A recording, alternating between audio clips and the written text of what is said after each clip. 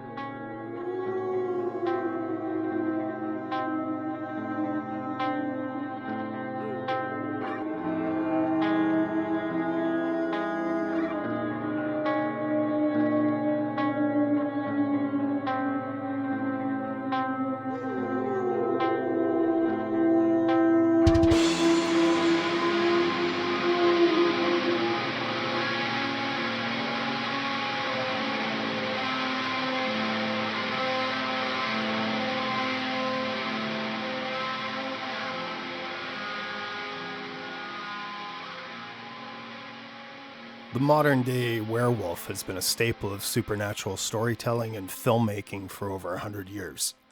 First put to celluloid in 1913 as an 18-minute silent short film by Canadian pioneer Henry McCrae entitled The Werewolf, a film that is now considered lost, a 1924 fire at Universal Studios having destroyed the negatives.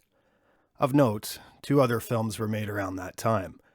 Another by McCrae entitled The Legend of the Phantom Tribe in 1914, and The White Wolf, made in 1914, that centered around the idea of an indigenous spirit embodying a wolf, coincidentally also destroyed by fire in 1914. The narrative was reborn more popularly in 1924 under the title of The Wolfman, another film also considered lost. The Wolfman was remade in 1941, and the creature was brilliantly portrayed by Lon Chaney Jr.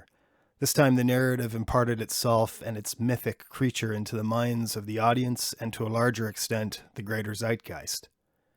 Some really great werewolf films have been made since, including An American Werewolf in London, Wolfen, The Howling, Ginger Snaps, Dog Soldiers, the Hollywood vehicle The Wolfman in 2010, The Cursed, or also known as 8 for Silver, and Where. Now we are fortunate enough to see the latest Robert Eggers film, Werewolf, take the screen in late 2026. Eggers' Nosferatu remake was a brilliant piece of filmmaking and was a love letter to the classic horror film, so it'll be interesting to see what he chooses to focus on. Pre-release reports have suggested Eggers will lean into the Gothic and medieval traditions of European folklore, of course rendered in a timeless aspect ratio and gorgeous cinematography. The film's title-chosen spelling lends itself to believe that this particular narrative will involve the Germanic interpretation of lycanthropic mythology. I shall speculate as to the possible origin tale that may have been employed by the filmmakers a little later in this video. The rich cinematic culture of this creature gives us a springboard into the ancient animistic taboos and the wild tendencies of serial criminals, who are often described as wild men. They themselves living on the outside of societies, outside the law, and the fringe of it all, both literally and proverbially. Seemingly ancient, the wolf has been with us since time immemorial. Our bonds with this animal are numerous. Our beloved house pet, the dog, comes from this great line of forest predators that have established themselves in many of the continents of the world. I don't want to go through all the medieval stories about serial killers being charged with lycanthropy as a result of the brutality of their crimes, or the execution of many of these individuals by different religious and governmental factions. Usually a burning at the stake was part of the ordeal, a fate not different from many so-called witches who suffered for their quote-unquote crimes. Wolves were once thought to be witches that had shape-changed. The fears and beliefs of our ancestors play a role here. Many of these accursed men were likely opponents of an open-air prison they saw coming from a distance, and as a result were marked as heretics and targeted with exaggerated claims that the general public could be both stirred and manipulated by. Some things never change. Atavistic regression, shape-shifting, possession, curse. A primitive state of mind where instincts are given freer rein. In this video, we will look at the werewolf throughout time and how its power lives on in modern creative excellence. We will examine the real magic square used by medieval occult practitioners to change men into wolves, and we will examine an unorthodox retelling of the wolf story of St. Francis of Assisi that may bring greater resolution to the origin of the wolf curse in Western Europe.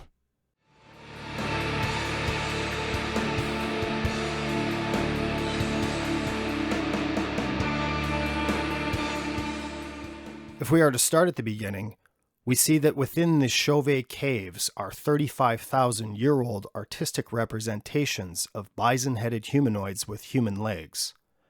Adorning the cave walls are mammoth anthropomorphic figures with human-like anatomy. At the advent of documented history, the Mesopotamian mythological figure, Eurydimu, took the form of a human-headed dogman. He is presented in art as standing upright and holds a staff with a lunar crescent at its tip. Described in the ancient literature as a rabid dog, he appears in later iconography with another hybrid creature, Kuzariku, as attendants to the god Shamash. You'll notice I continue to keep coming back to Mesopotamia for origin stories about these creatures I speak of. It seems no matter the entity, a point of origin exists within this ancient culture. Vanquished by Marduk, as one of the 11 spawn of Tiamat, Eurydimu was coincidentally used as an apotropaic figurine that was hung above doorways and buried within the foundations of buildings in order to thwart evil. He was later identified with the constellation as known by the Greeks as Lupus, or wolf.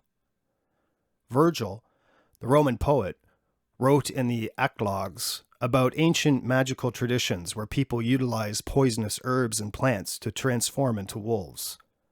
He also equated werewolf transformations to necromancy, 2 points we will examine in greater detail later on.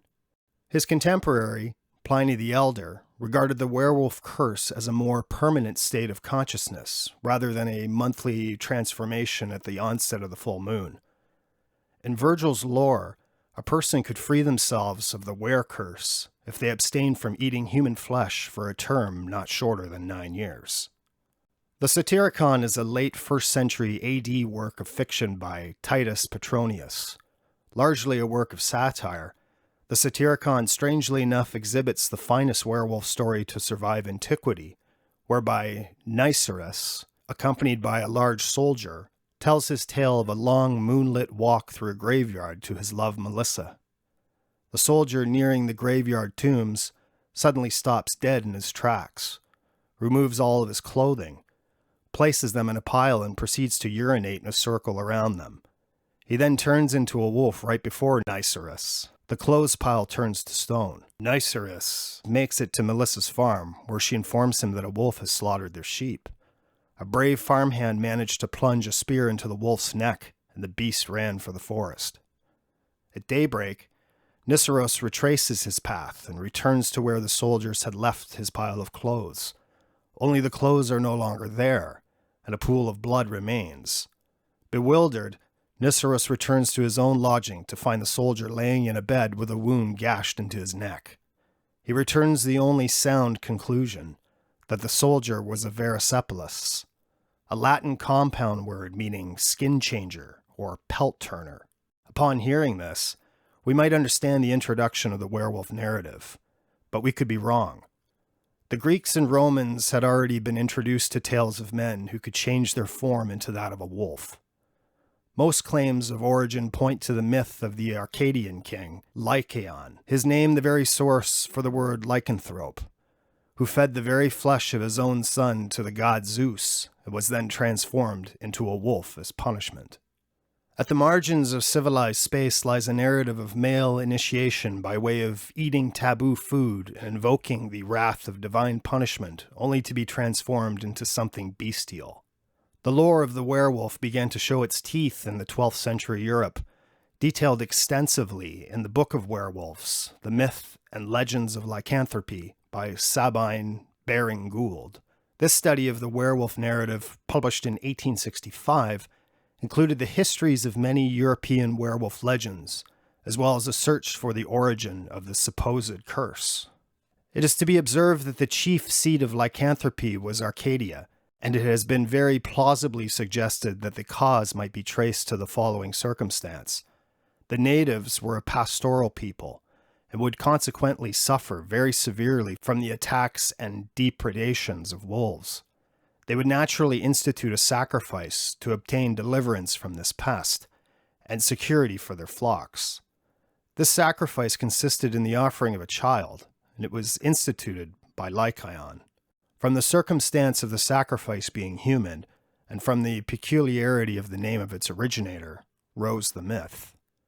Farther north, Scandinavian mythology entwined many ties with the wolf or varg, a wolf cult of Scandinavian berserkers called the Alfhethnar, were warriors that fought in a trance-like rage or fury and adorned wolf skins as they laid waste to their opponents. These were elite warriors that guarded the Norwegian king and were said to have worn the pelt of a wolf over their chainmail armor. In Eagle's saga, they were said to be Odin's personal special forces unit. Odin's men went without their mail coats and were mad as hounds or wolves, bit their shields. They slew men, but neither fire nor iron had any effect upon them. This is called going berserk. Wildness contrasting the advent of developing civilization plays a large role here. In Wolf's Head, Odin, the ecstatic god of tethers and skin turning, the matriarch of the clan of Tubal Cain, Shanny Oates, writes about the medieval archetype of the outlaw, individuals who existed on the fringes and lived by their own terms. Oates also goes on to explore the shamanic roots of the wolf warriors, Berserkir and Alfthednar, while examining soul dispersion and the ecstatic, animalistic trances used to adopt totemic identities. The Norse lexicon also details how Odin is devoured at Ragnarok by the wolf Fenrir. Wolf warriors also appear in Native American indigenous cultures. The Cheyenne, Apache, Lakota, Pawnee, and Cherokee all evoked the spirit of the wolf in order to bond with the predator's inherent natural traits of courage, tactical teamwork, endurance, and the fierce protection of their people. Initiated by Heinrich Himmler, the Nazis launched Operation Werewolf in 1944, a group of approximately 5,000 elite volunteers that would operate behind enemy lines during the Second World War. The word werewolf in German meant he who knows how to change form. Adolf Hitler had used the word wolf as a pseudonym for himself. In our modern-day Western mythos, the lycanthrope is a cursed being, initiated by a survived bite or scratch from another werewolf, only to be transformed at the event of a full moon, to carry on the cycle of cursing or killing others. In the 1840s began the legend of the werewolf only able to be destroyed when their own flesh is pierced by a weapon forged from silver. The Latin word for silver is luna. And of course, this conjures the mythology and magic of the moon and corresponding elemental silver and the veil of Diana, or knowledge. Silver is used for its antiseptic properties. It is also prized for its long-standing store of monetary value, and of course, that means it is also a talisman with a store of energy. The theme of hybridity rears its head once again, as it has in my past 3 Savage Oracle documentaries. A wolf that walks upright and shares biology with the human form is perhaps the zenith of apex predators. This impressive figure offers us a startling iconography to contemplate our own internal animal mind versus modern intellect conflict.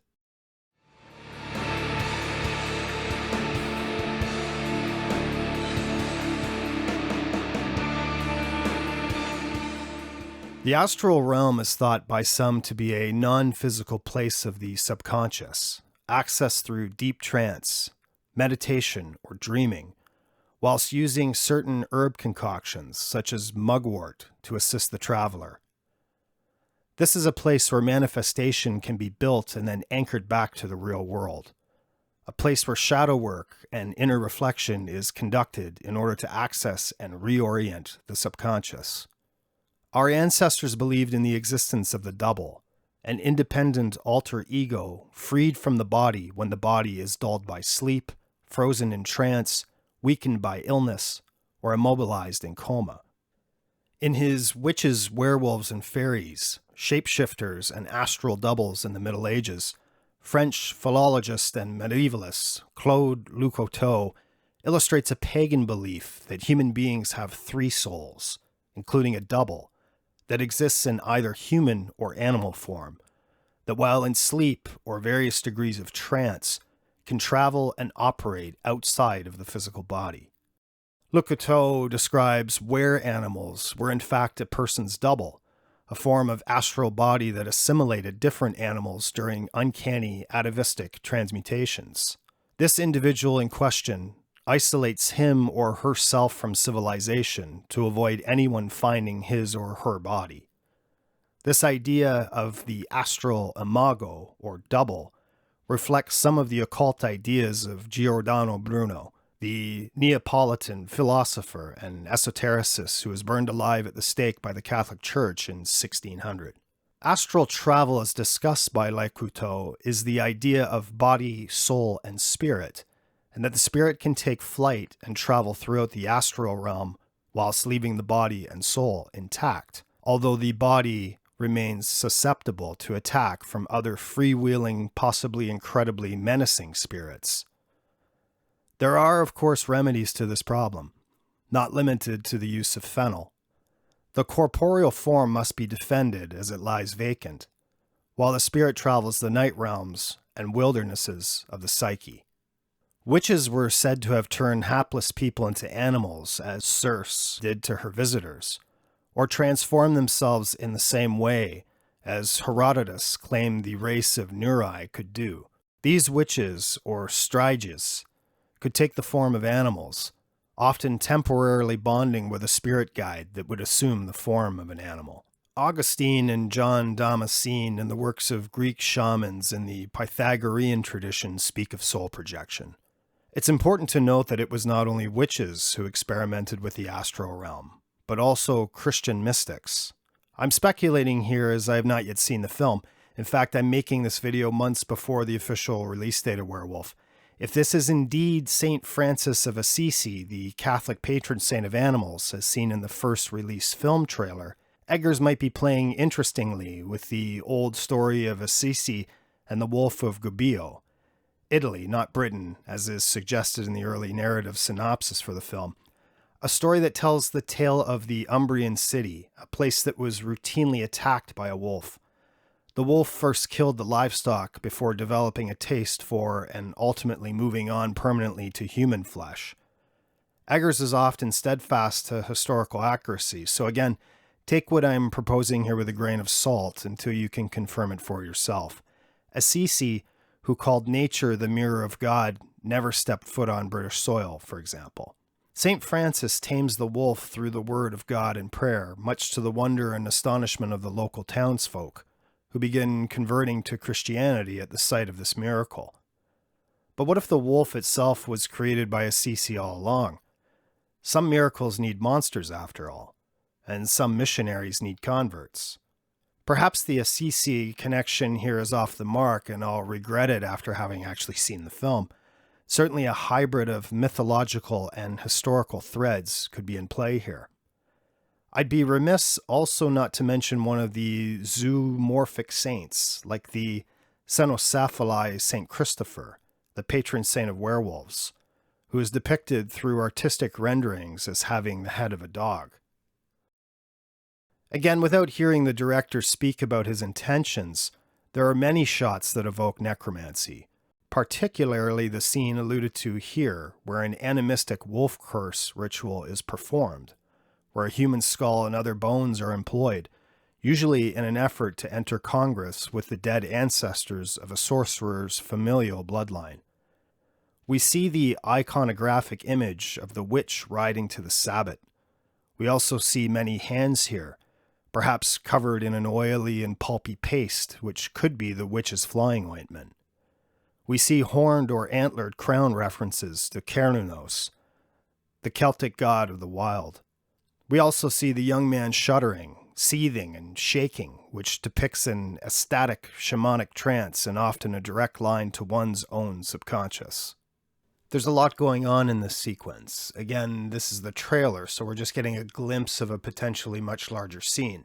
However, we see the forked branch of the trident here, a powerful instrument in the realm of sabbatic witchcraft or traditional witchcraft. The trident signifies a tripartite formation of power, the mechanism of crooked path sorcery, and the ultimate synthesis of duality. The three tines represent the connection between the underworld, the middle world, and the upper world. Andrew Chumley of the Cultus Sabbati understood the trident to be comprised of will, desire, and belief, the sinistral, the dextral, and the crooked path. It is an emblem of synthesis, where power is realized betwixt opposing forces by positioning oneself at the central point and wielding them together. You'll notice Egger's choice of moving the camera in a counterclockwise rotation, or widdershins, on a central anchor point with the use of a gimbal. Widdershins' orientation in the realm of magic ritual indicates a northwise direction, contrary to the course of the sun, and to walk against the light. Also, we can see what appears to be an effigy attached to a stave, a wand, or at the end of a human hand, inverted to the young man's perspective. Enter the frame here from the right.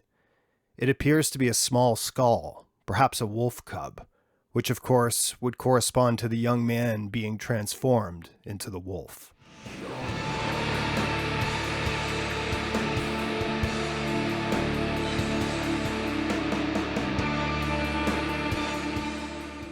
I've had this fascination with things that could exist in the woods since I was a child. Cryptid spirits, things that they themselves eschew human civilization, are intriguing to consider as possible life forms that could populate a mysterious place. Perhaps the wilderness of this world, combined with the iconography of our ancestors, provides the source of our imaginations that spawn art, films, books, iconography, and mythology that endures. Threads of conflict in nature work subconsciously within us, until we can express or consume them through the world of artistic creativity. Are wolves the ultimate wild animal, the dynamics of the pack, the natural and sociological space between the alpha and the sigma? Heightened senses and long, powerful claws and a gnashing jaw bejeweled with razor-sharp teeth, always hunting, always on the move. Their only responsibilities are to each other. They are the caretakers of wild places and often without peer. They kill the weakest to conserve their energy and to reduce injuries while limiting disease within the prey herd. Action with benefits that are not immediately recognizable. This is the magic square for changing men into wolves. It was first produced within the Book of the Sacred Magic of Abramelin the Mage in 1608, itself a grimoire detailing the Abramelin ritual, an arduous procedure requiring extensive effort, purity, and perseverance in an attempt to enter Congress with one's own holy guardian angel or daimon. As you can see, this square is not a perfect acrostic as is the popular satyr word square, a true palindrome. Tread carefully, as strong alchemical and elemental forces are at work here. Consider the full moon and its phases. We use the word lunacy to mean senseless behaviors or irrational actions. The moon also represents knowledge. The White Queen is the counterbalancing power to the sun or the Red King, which of course corresponds to gold. The moon elementally corresponds to water. It represents emotions, the unconscious, tides, and fluidity. As a child, I would read the stories of werewolves selecting the person they love the most as their first choice of prey at the onset of transformation. Kill the one you love, even if the one you love is desperately trying to keep you alive by chaining you to the granite wall of a dungeon, cellar, or cave on the night when the moon is full. Desire is at the heart of animism. And of course, there is the consideration of blood and the alchemical process. In the film Ginger Snaps, we see the werewolf curse as a poignant allegory for the onset of the menstrual cycle in young women. A young Catherine Isabel finds herself changing, transforming into someone she doesn't recognize or understand, as she becomes something new. The werewolf mythos has always pulled in two different directions: transformation and de-evolution to a more primal form. Another interesting werewolf film of note here is the 1968 Estonian art house folk horror film Leibehunt, directed by Lydia Laius, where a woman is accused of being in congress with the wild and ultimately a werewolf. The boundary between the medieval village and the forest edge provides a liminal place where women were thought to be tempted by the wisdom of the devil himself. In the 1983 Polish film Wilczechia, the werewolf is used as a metaphor for both revenge and reincarnation. Silver, as mentioned previously, the Latin word for silver is luna. Silver, a store of monetary value, which directly correlates to a store of energy, symbolizes purity and can be forged into bullets or blades, often quenched in holy water. They're used to kill the werewolf. Some additional correspondences include wolfsbane, also known as monk's hood, recall St. Francis of Assisi. Aconite, or devil's helmet, is highly toxic and can cause the transformation into a werewolf or act as a potent poison against werewolves. Iron. In Celtic and Northern European history, iron is the metal of the earth and can disrupt enchantments, prevent shape-shifting transformations, or bind the lupine spirit. Cages, for example, are made of iron. Wolframite is an iron manganese tungstate mineral used in the production of armor-piercing ammo rounds. In biology, lupus, the chronic autoimmune disease, often inflicts with symptoms of joint and muscle pain, extreme fatigue, swelling, and produces an aversion to the sun. The disease received this name in the 13th century after the facial rashes resembled a wolf's bite or scratch. The pack. Mythological werewolves are often depicted as completely solitary hunters or members of a family or similar creatures, effectively mirroring the behavior of real-life wolf packs. Encirclement is the warfare tactic of the hunting pack, as it is in many forms of magical ritual.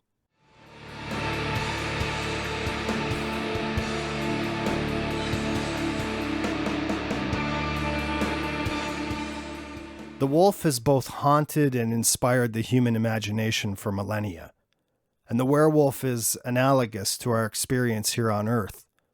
Not knowing exactly what we are or why we are here, we have senses and desires, and we experience pain and exhaustion and hunger, just like the animals we fear, nurture, consume, or admire. With eyes in the front of our face and possessing sharp incisors meant to sever flesh, we are bond with the wolf in ways we feel rather than understand. To transform is to evolve, to begin anew. Atavistic regression might also provide a comfort to some in our ever-increasing technological environment. Our fast-paced world requires us to ever be different things to different people, constantly changing shapes, an ever-mutated life form. We are possessed by information and cursed by its volume, when we should be listening to and relying upon our instincts that have been sharpened over the course of many generations.